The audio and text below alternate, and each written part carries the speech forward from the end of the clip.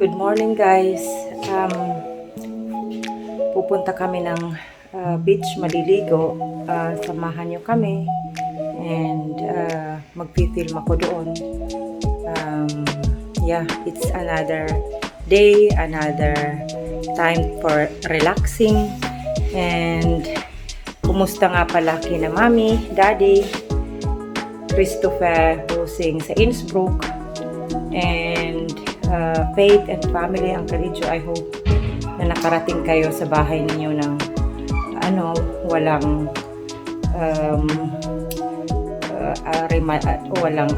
problema. Thanks for coming to Innsbruck and we will see you soon. So guys, look.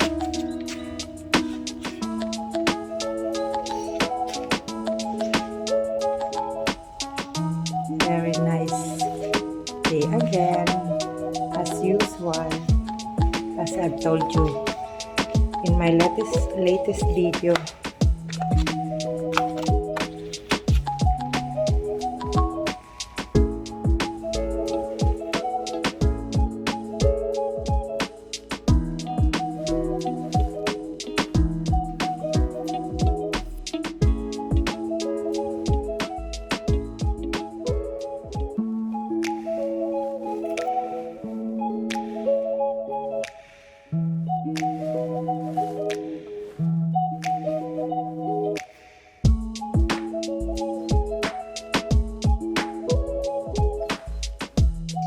So, hello guys. Nandito na, kararating lang namin dito sa palaging sabi ko nga sa inyo, pinupuntahan namin pag nagsiswimming. Kasi nga, as I've told you, gusto ko yung hindi masyadong mainit. At dito may mga kahoy. Look at guys, oh, napakaganda. At saka yun nga, kulang ang mga taong pumupunta rito. Yung nakakaalam lang ng lugar na ito, yun ang mga pumupunta. And as I've told you, I am really enjoying my day, my time. You can really relax. Hindi masyadong maingay, talagang mag-ano ka lang ng mag-ano ka ng music, talagang makakapag-relax ka talaga na todo. And yun nga, sabi nga ng anak ko, may pangalan na siya dito sa lugar namin. Sabi niya ito raw yung lugar ng mga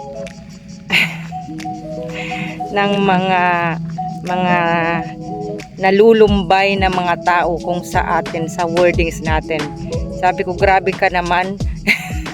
Hindi naman kami nalulumbay or ano. Kaya lang, yun lang, syempre pag nagkakaedad ka na, gusto mo rin yung mga peaceful na lugar. Kung makikita nga ninyo yung mga Hollywood star, yan, pumupunta sila sa yung mga island na sila lang, walang disturbo, sila lang talaga ang nandoon, nakakapag-swimming sila without na may mga iniintindi, you know. And sa amin din, ganun na rin. I think pabalik-balik na kami dito, maybe I can say 12 years na ganito yung settings namin, dahil noon din palagi kami doon sa may mga kung saan yung may mga tao, nandoon kami, yung marami, yung talagang pero ngayon ayaw ko na rin ng ganon, kasi tingnan nyo nga po, ilang araw pa lang ako dito. Today is my 5th day vacation. Tingnan nyo, maitim na po ako, dark skin na naman ako, nagkaroon na naman ako ng dark skin. And ipapakita ko sa inyo yung place na nagchichilling kaming mag-asawa. Yung auto namin ay nandito lang, dyan lang ipinapark ng asawa ko. Tapos naggagawa kami ng yung lugar ba na pwede kaming makapag-relax. May table din kami, may upuan, may table. Tapos po naglalaro kami ng yung ganyan. Ewan ko, di ko masabi kung anong burfel. Basta ganyan ang pinaglalaro namin pag nakapag-swimming na. Ito upuan, dyan pwedeng humiga. Makikita ninyo. Tapos, yan po ang kapaligiran niya. Mga kahoy. Look. I don't know how many years old itong kahoy na ito. Mga kahoy dito. I cannot say. Saka tingnan nyo po, guys. Merong nag-efforts ng bahay na yan. Tingnan nyo. Parang sa atin din. Look.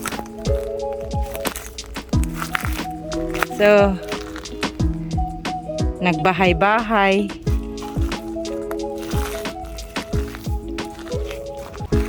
And, yan.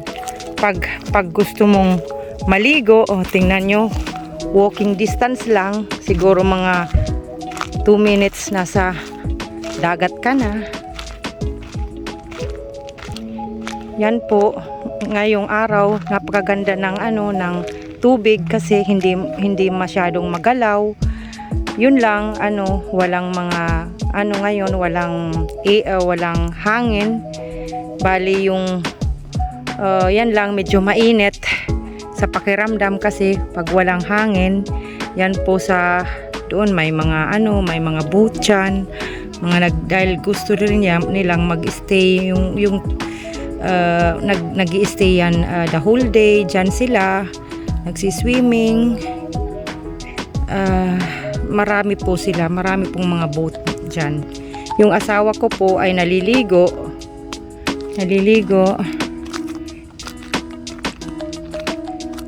So, ganito lang.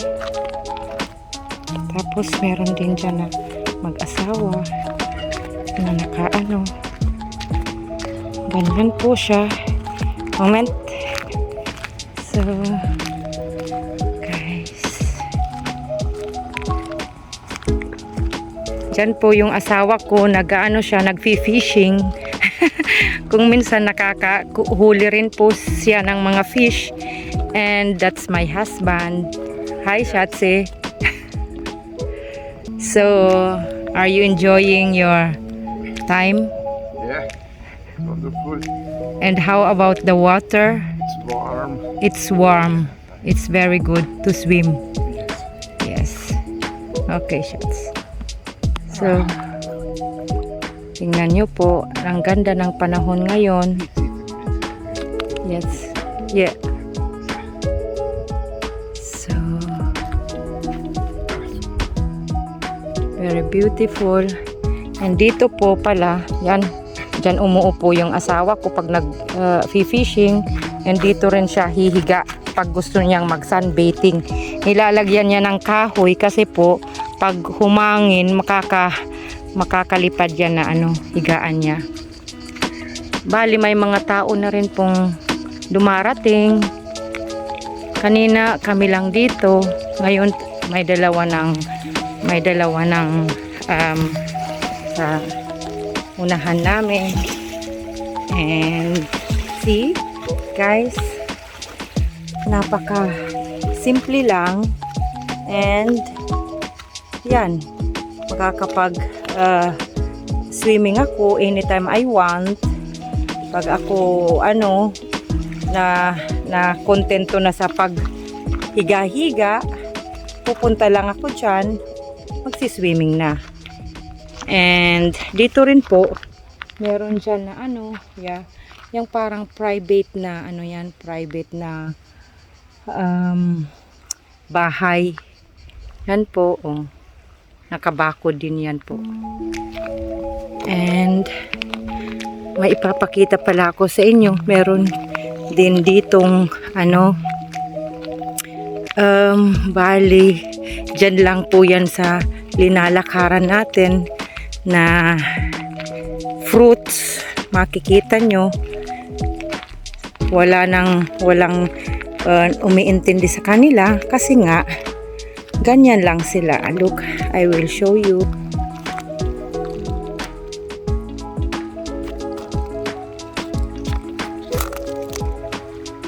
Hindi siguro makita ng masyado. It's maybe this one.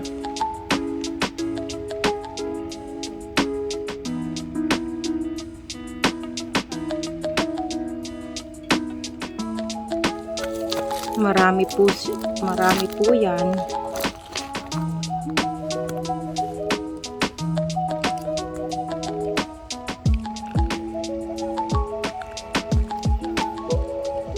So guys, ganyan ang routine ko pag nandito kami sa beach. Talagang it's all about relaxing your mind, your body and soul. Yeah. And yun nga, yung mga young generation, sinasabi nila magchi-chilling lang. So yan po guys. I hope na na-enjoy din ninyo yung mga ginagawa kong mga videos. And it's my 5th day here in Croatia.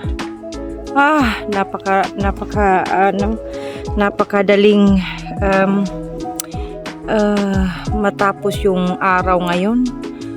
Kung yun nga, pag naisip ko, pag yung January, February, March ay matapos na, ang bilis na po guys na matapos ang taon.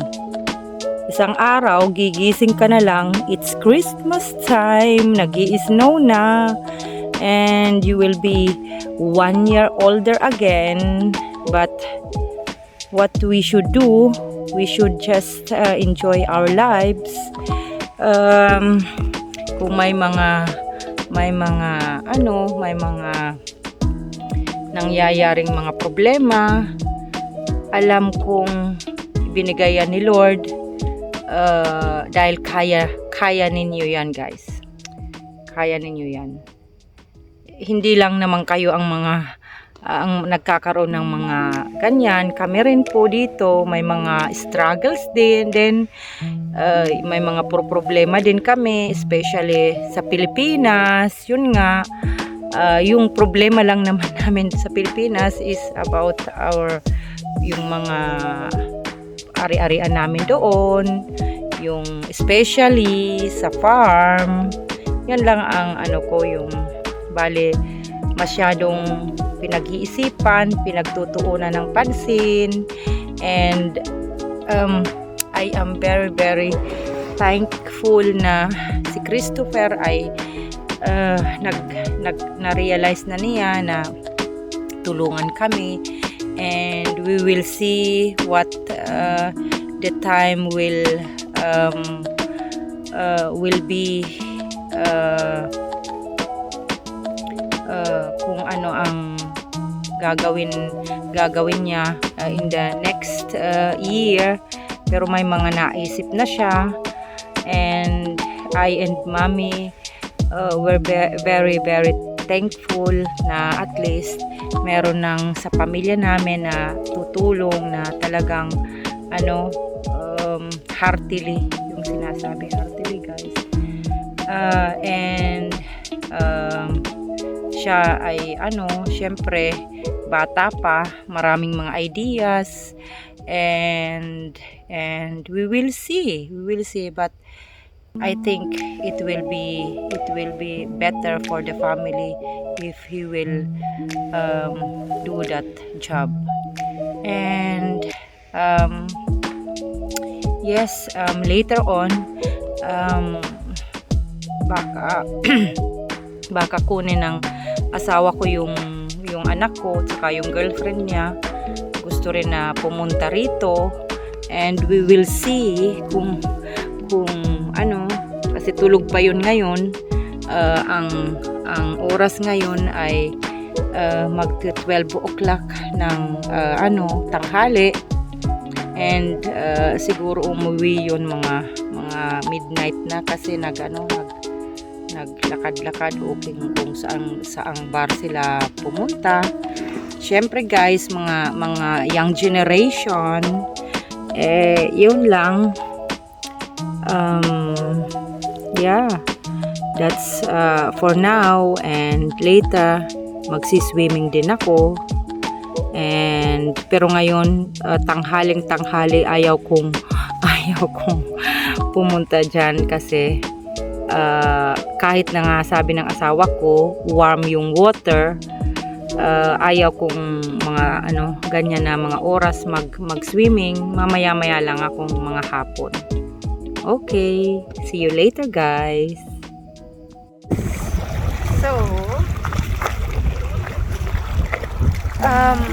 kanina pa kami dito, bale medyo tingnan nyo yung aking itsura, maitim na naman, and napakaganda ng tubig, hindi naman malamig, hindi naman